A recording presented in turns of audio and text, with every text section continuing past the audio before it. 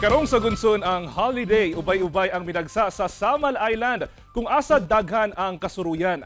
Gani bisan og balik trabaho na karong adlaw, dunay mga buot nga mahimong sulit ang bakasyon og ilahos kini hangtod sa weekend. Atong sayron ang mga pwedeng kalaagan sa isla pinaagi ni ining report. Karong taas ang bakasyon, nakapili na ba og laagan ang all? Kung wala pa, dunay mga makahingang haog extraordinary nga laagan sa Samal Island sa Davao del Norte. Sa mga buot magpabugnaw sa dagat, dunay beach resorts nga pwede ma-enjoy sama dinhi sa barangay Kinawitnon.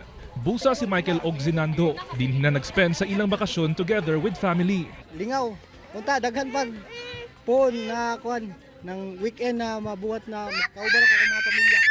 Na-relax ko kaning makaligog dagat labi na sa long weekend. Apan sa mga gusto og spooky and extraordinary nga experience karong Halloween season.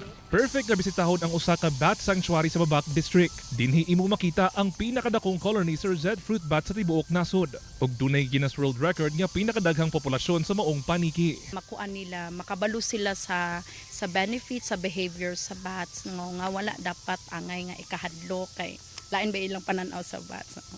Busa si Thelma, dininosab gidala ang iyang mga apo. Here is our last stop, the Bat Cave.